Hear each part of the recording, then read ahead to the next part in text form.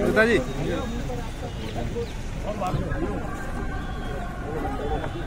अरे चलो चलो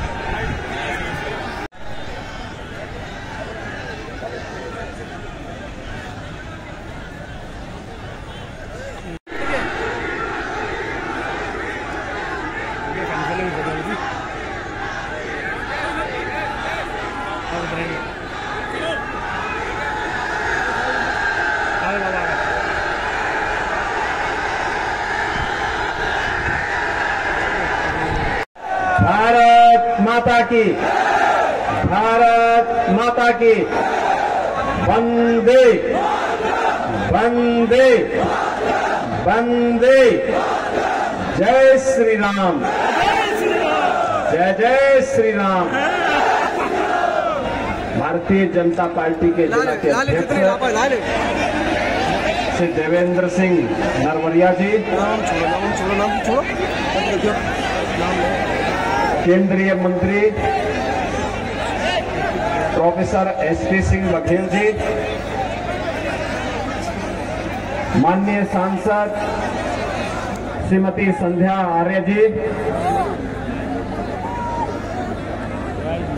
मध्य प्रदेश सरकार के मंत्री और अटेर से भारतीय जनता पार्टी के लोकप्रिय प्रत्याशी श्री अरविंद सिंह भदौरिया जी, भिंड से भारतीय जनता पार्टी के लोकप्रिय प्रत्याशी श्री नरेंद्र सिंह कुशवाहा जी, पूर्व सांसद श्री अशोक अर्गल जी, आज के इस कार्यक्रम में उपस्थित भारतीय जनता पार्टी के सभी पदाधिकारीगण, इटावा से विधायक श्रीमती सरिता भदौरिया जी, जिला संयोजक श्री केशव सिंह भदौरिया जी, विधानसभा अटेर के प्रभारी श्री कोक सिंह नरवरिया जी, आज के इस कार्यक्रम में उपस्थित भारतीय जनता पार्टी के सभी पदाधिकारी और उपस्थित भाइयों और बहनों, मुझे आज भिंड की धरती पर आकर के वीरों की धरती चंबल की इस भूमि को नमन करते हुए आनंद की अनुभूति हो रही है। भाइयों बहनों, कहा जाता है कि चंबल का पानी कभी धोखा नहीं देता है। अपनों के लिए गोली खा लेगा पर धोखा नहीं देगा, और देश के लिए शहादत की जो एक नई गाथा इस धरा ने दी है, वह तो अत्यंत अभिनंदनीय है और इसीलिए वीर भूमि है। इस भूमि से गए हुए वीरों ने देश की सीमाओं की रक्षा के लिए, देश में आंतरिक सुरक्षा के लिए अत्यंत अभिनंदनीय कार्य किया, और आज भी बड़ी बहादुरी के साथ जिस मोर्चे पर डटते हैं उसमें सफलता का झंडा गाड़ने का काम भी करते हैं। और इसीलिए आज मुझे यहां आने का अवसर प्राप्त हुआ है। मैं इस अवसर पर आप सभी चंबल वासियों का हृदय से अभिनंदन करता हूं, स्वागत करता हूं। भाइयों बहनों, आज हमारा देश बदल चुका है और इसलिए मैं आपके बीच आया हूं आपसे कहने के लिए कि बदल चुका है, तो मुझे वो बदलाव इस चंबल क्षेत्र में भी देखने को मिल रहा है। याद करिए, कांग्रेस ने इस क्षेत्र को बीहड़ का बीहड़ ही छोड़ दिया था। लोग आने में डरते थे। अभी मैं देख रहा था कितनी प्रगति हुई है। ऐसे लगता है आपके सामने आगरा, एकदम आगरा जैसी प्रगति आपके इस क्षेत्र में भी देखने को मिल रही है। भाइयों बहनों, ये प्रगति नए भारत की वो तस्वीर प्रस्तुत करता है जिसको देखने के लिए पूरी दुनिया उतावला है। याद करिए, वैश्विक मंच पर बढ़ता हुआ भारत का प्रभाव। हर भारतवासी चाहता है मेरा देश दुनिया का सबसे शक्तिशाली देश बनेगा। आज मोदी जी के नेतृत्व में बन रहा है। दुनिया के अंदर कहीं संकट आता है तो दुनिया के लोग भारत की ओर और प्रधानमंत्री मोदी जी की ओर आशा भरी निगाहों से देखते हैं। सही व्यंजन है, वो दिन दूर हुए जब भाइयों बहनों दुश्मन देश भारत की सीमा में घुसते थे, निर्दोष नागरिक आतंकवाद के शिकार होते थे। भाइयों बहनों, आज तो अगर कहीं किसी दुश्मन ने कहीं कोई शरारत करने का प्रयास किया, इससे पहले हमारे बहादुर सैनिक उसका काम तमाम कर देते हैं। अरे लग रहा है, और हम समस्या रखते नहीं, हम समस्या का समाधान में विश्वास करते हैं। कांग्रेस ने आतंकवाद दिया, मोदी जी के नेतृत्व में आतंकवाद की समस्या की जो जड़ थी, कश्मीर की धारा 370, इसको समाप्त कर दिया गया। कांग्रेस ने राम जन्मभूमि की समस्या दी और बीजेपी की डबल इंजन सरकार ने समाधान दे दिया। कांग्रेस ने बेरोजगारी की समस्या दी, हम लोगों ने समस्या के समाधान के रास्ते निकाले।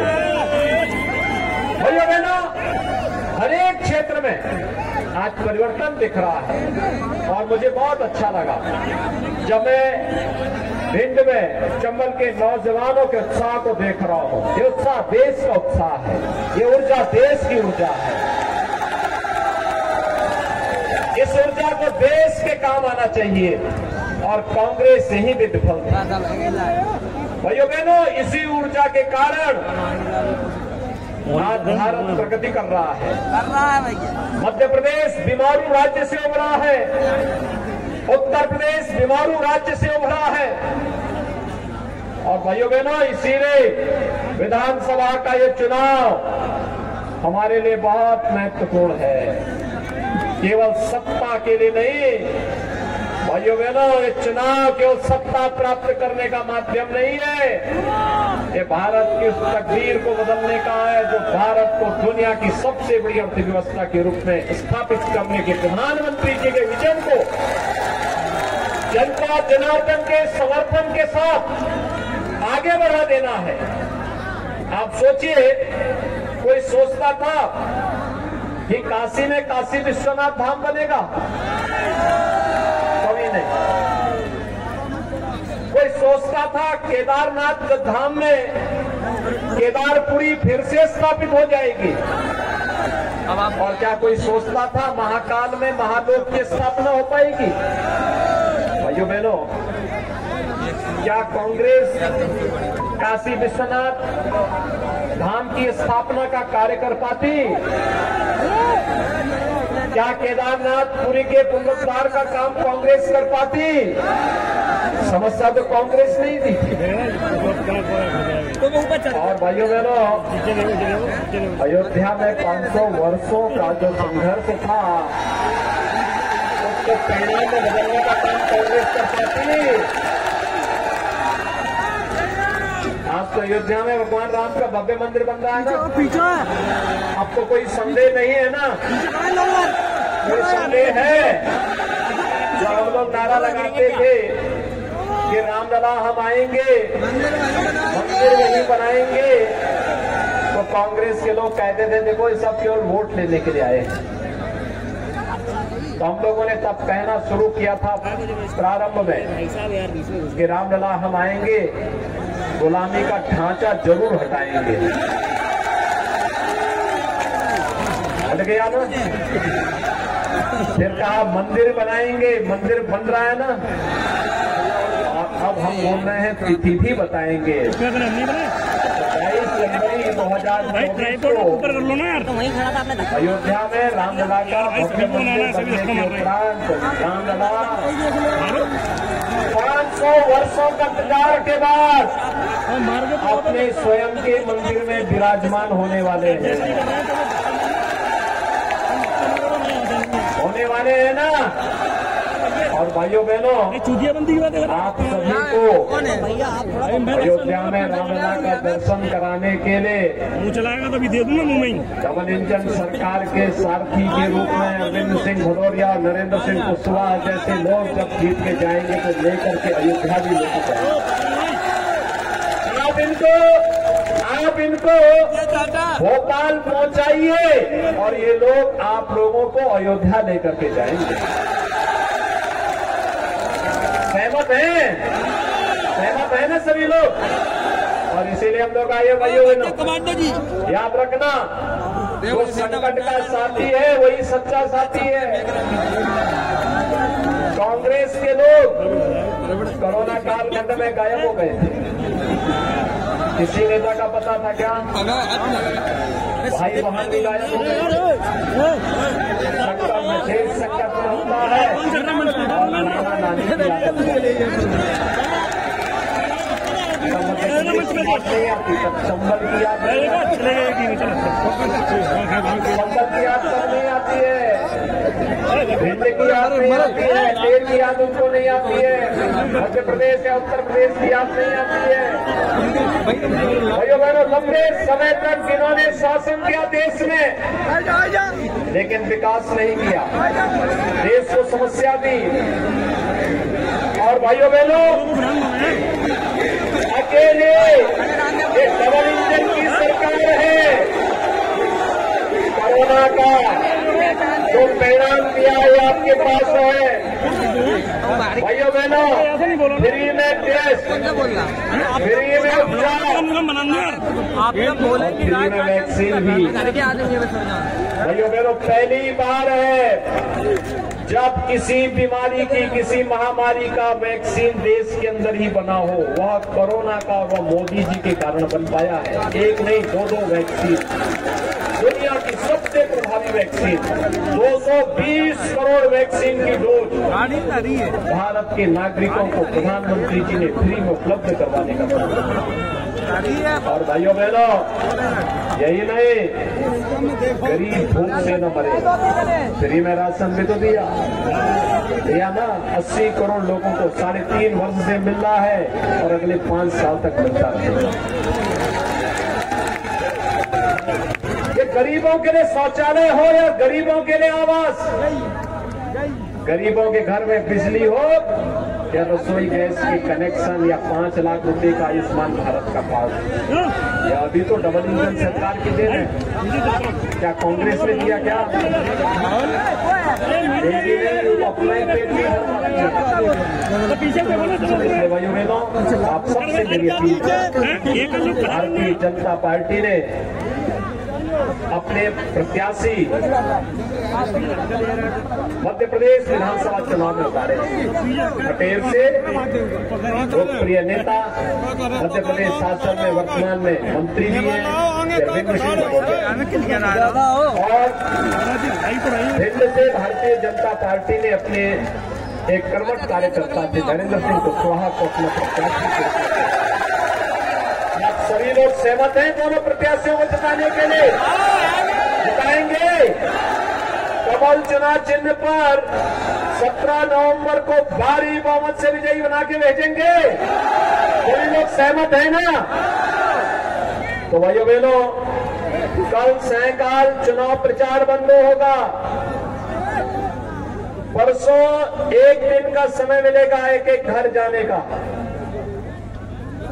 और 17 को मतदान होगा। तय कर लेंगे ना आप लोग, पहले मतदान और फिर सहमत है? सभी लोग सहमत हैं? तो मेरे साथ बोलेंगे भारत माता की, भारत माता